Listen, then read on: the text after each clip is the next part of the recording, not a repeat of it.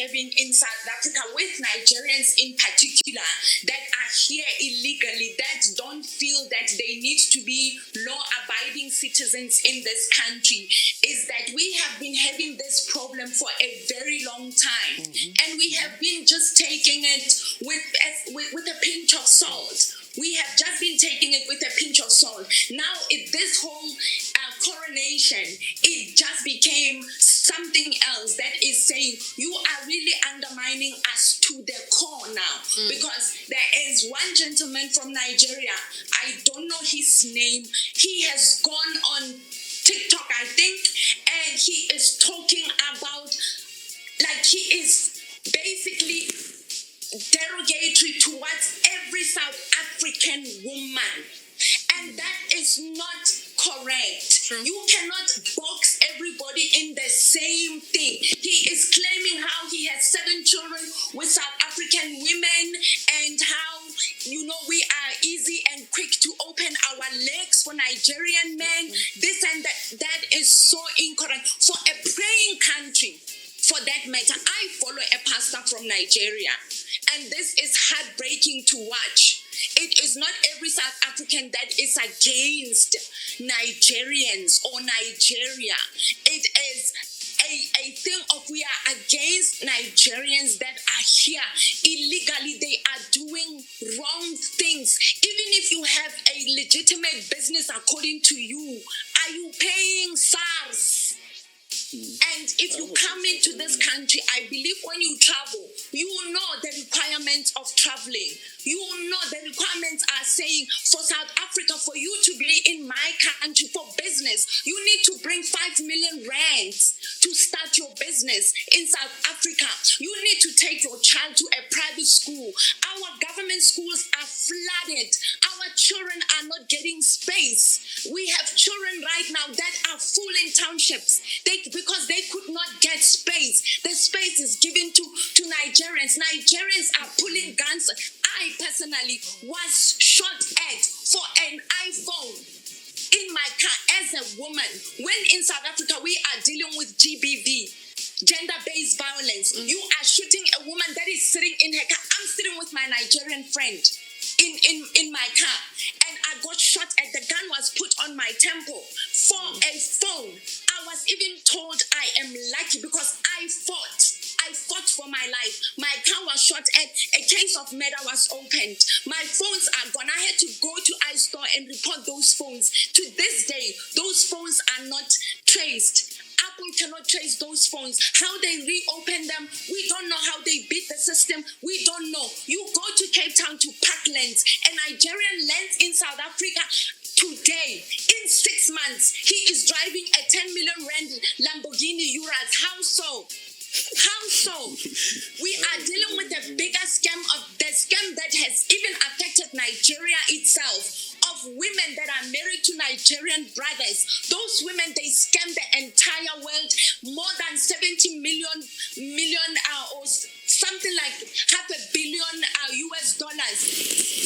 Okay. Talking about some so pyramid scheme.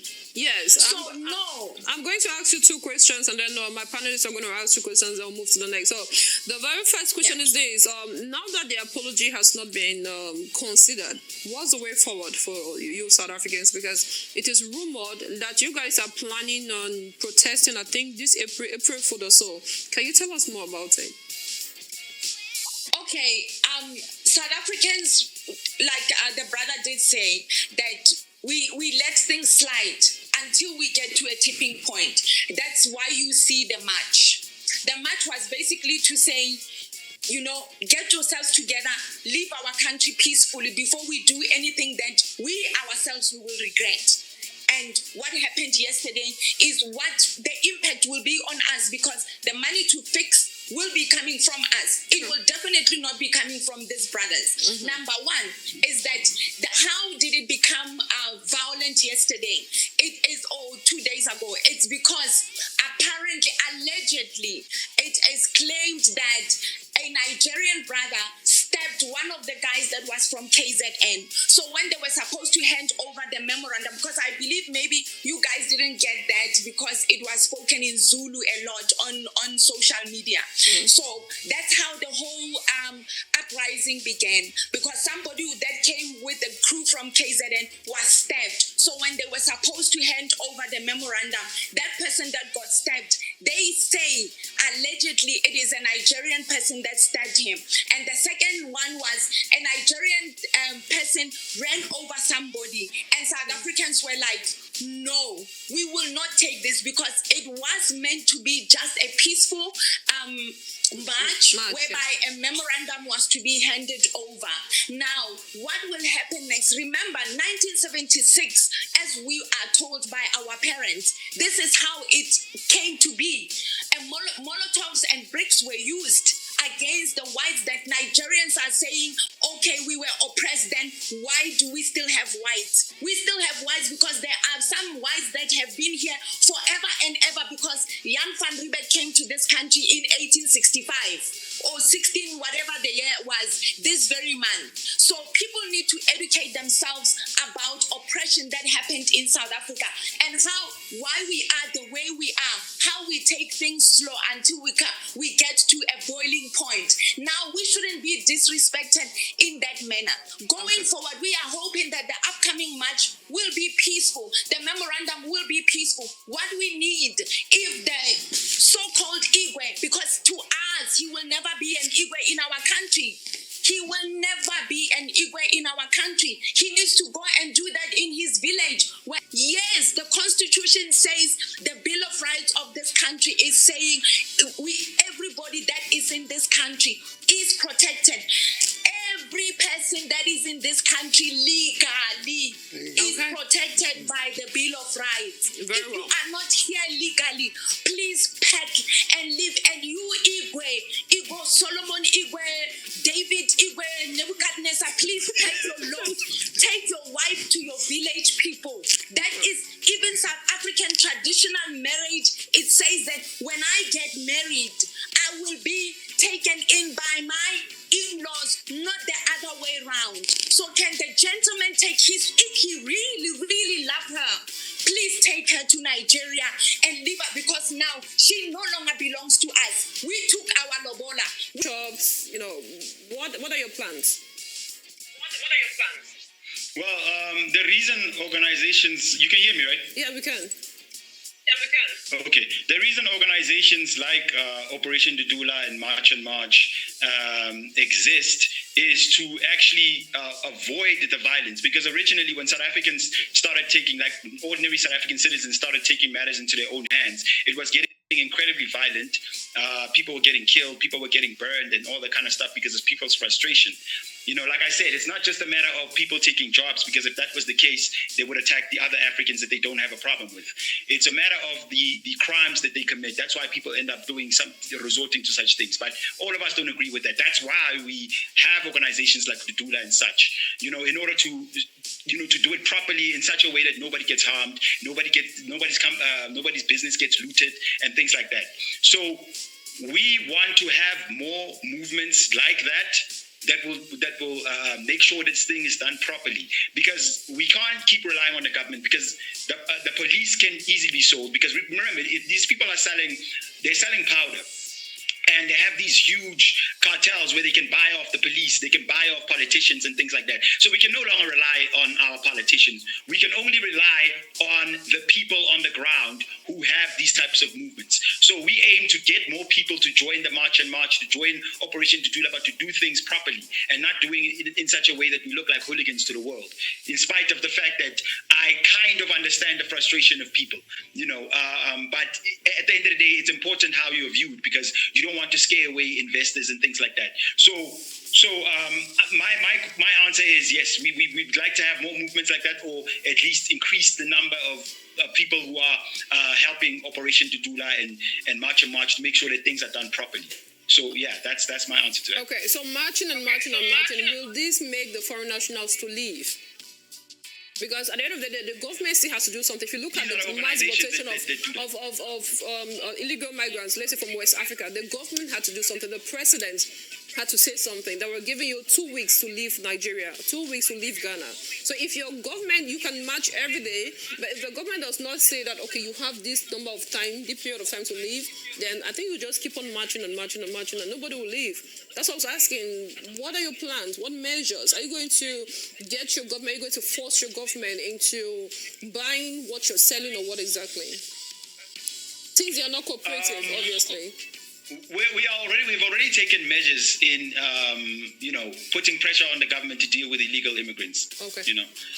Just like I recently, I should probably fact check this, but I heard recently they changed the law and said that you can no longer be a citizen by marrying a South African citizen. Mm-hmm. So that's no longer that's one way the government is taking a measure to make sure that people are no longer coming here and marrying for convenience, but rather they will marry for love. Okay. You get what I'm saying? So no one really has a problem with people marrying immigrants. Just don't marry so that they become citizens because they're running away from their country. Mm-hmm. If you love a Nigerian, I can't stop you from loving a Nigerian. I can't stop you from loving someone from Ghana or wherever they come from, or Malawi or whatever. But do not now compromise the sovereignty of your country for your relationship. That has nothing to do with us, okay. So that is one way the government is done, but we are putting pressure on them. But one thing I'll tell you, as long as we don't deal with the companies that are hiring illegal immigrants, and we don't deal with the people that are allowing illegal immigrants to come and operate in the yard and things like that, then yes, they will keep coming in.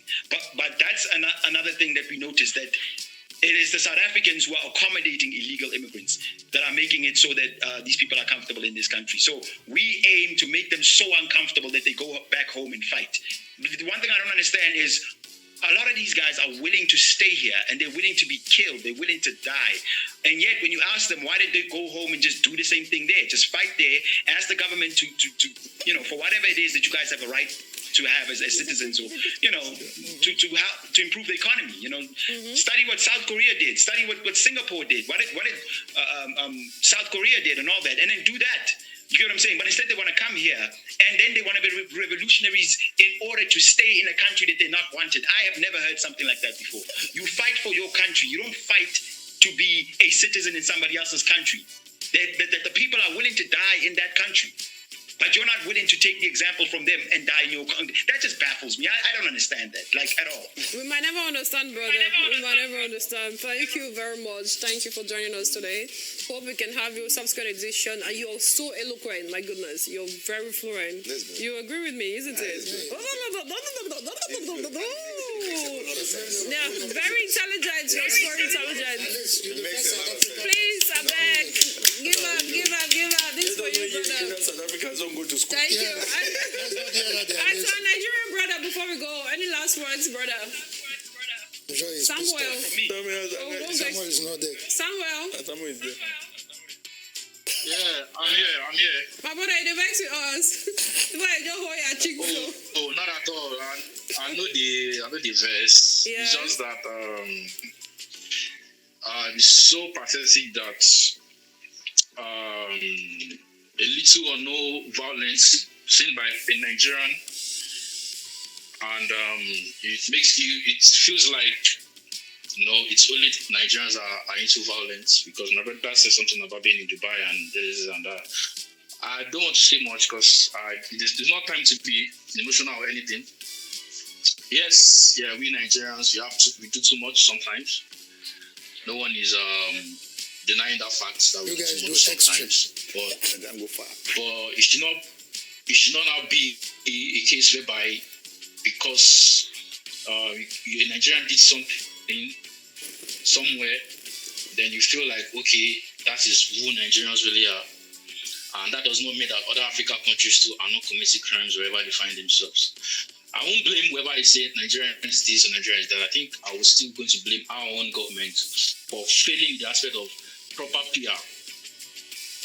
When I mean proper PR, in the sense that, because I was even thinking you would allow me speak concerning the Ghana issues, since that I live in Ghana for almost 10 years, but it's fine. Yeah. But no, but you can just put something. You can just put in words before we go. It's fine. Okay. So with the Ghana one, right? I said earlier, I've lived in Nigeria, in Ghana. I've studied in Ghana for a very long time. I lived there, I schooled there. With the Ghana issue, right? Ghana, like we say, they are our cousins, they are Nigerian, we are brothers, we are sisters, like we used to call ourselves.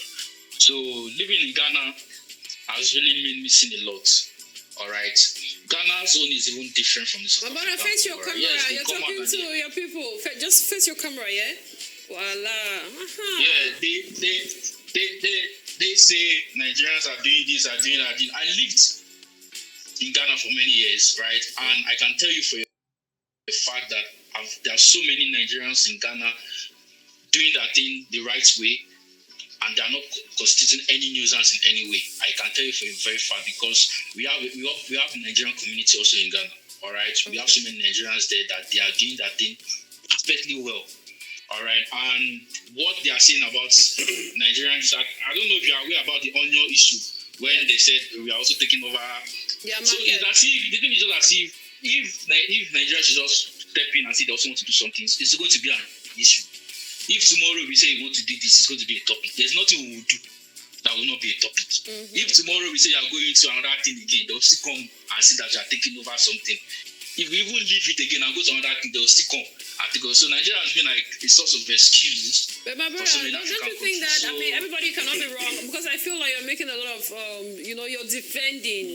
You're defending a lot of. I'm not defending. Do extra. How would they go and I'm not defending. I'm saying the truth. In another country, does that make it's not. sense? I'm not defending. I'm not defending at all. Anyway, I'm saying the way it is. It's not about defending. Okay. I'm telling you the way it is. Like locking the shops in Ghana and saying that this and that. Even the Ghanaian citizens came out to say they prefer buying from the Nigerian because of this, because of that, because of that. Because So no matter what, right. They say your prices sell more. Your goods are more